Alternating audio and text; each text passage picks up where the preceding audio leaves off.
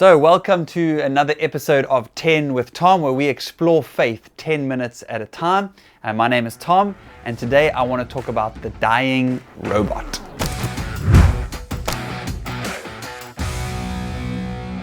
So I saw this post the other day about this robot called the Dying Robot. And it's actually an art exhibition piece that was designed by two Japanese artists, Sun Wan and Peng Yu, and it was exhibited in the Guggenheim Museum in New York. And it kind of stuck out to me because it was about this robot. They designed this sort of mechanical arm, this robot that would like dance about and move about and do all these like moves.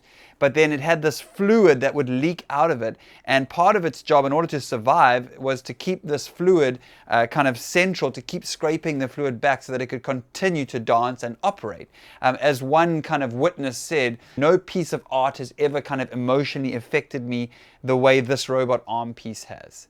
She said it's programmed to try contain the hydraulic fluid that's constantly leaking out and required to keep itself running. If too much escapes, it will die, so it's desperately trying to pull it back to continue to fight for another day. The saddest part about it is that they gave the robot the ability to, like I said, do these sort of happy dance to the spectators. And when the project was first launched, it danced around all the time, spending most of its time interacting with the crowd and only a small amount of time, containing the spillage. But as the years went on, the robot started getting tired and kind of hopeless, as there just wasn't enough time to dance to just try keep up with this leaking fluid, living its last days in a never-ending cycle between sustaining life and simultaneously bleeding out. Obviously, this is like a metaphor figuratively, but also literally, because they made the hydraulic fluid, they put colorant in it to make it look like it's the robot's own blood.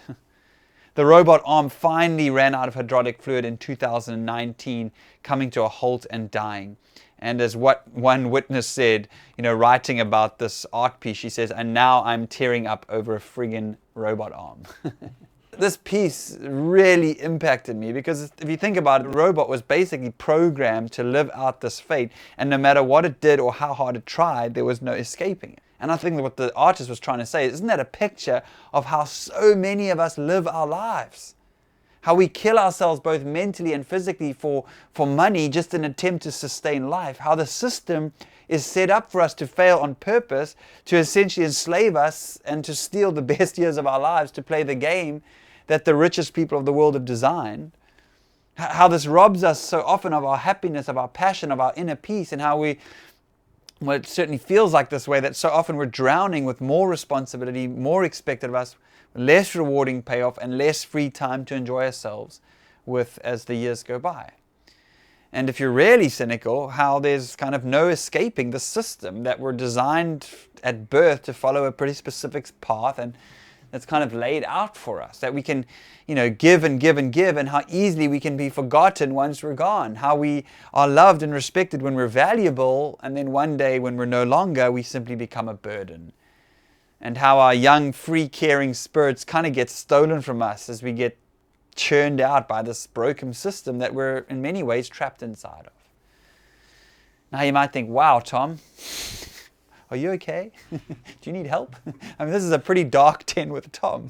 I mean, I'm going to go sob in the shower after this, with my clothes on. But I mean, you could see it that way, this exhibition, this art piece, which is meant, I think what it's supposed to do is inspire us, get us to think, to challenge us, and remind us that this is the truth. Life is precious, and life is short, and that none of us make it out of this world alive.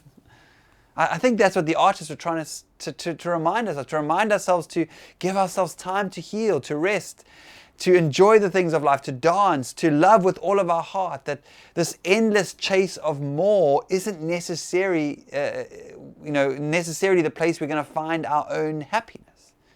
I think it's a reminder to spend more time with friends and family, to laugh more with those that we're close to explore this life to its full extent, and to make as many memories as possible while we're still able. This is not just my own opinion and thoughts, but I believe the scriptures point to this as well. And one of my favorite verses, I share it at weddings, I even share it at funerals. Maybe you've heard me preach on it before, but Ecclesiastes chapter 9, and I love the Message version.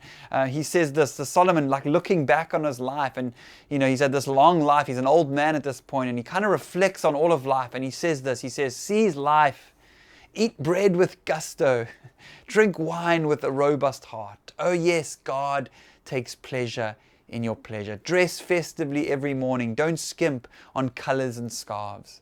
Relish life with the spouse you love each and every day of your precarious life. Each day is God's gift. It's all you get in exchange for the hard work of staying alive. Make the most of each one. Whatever turns up, grab it and do it, and heartily.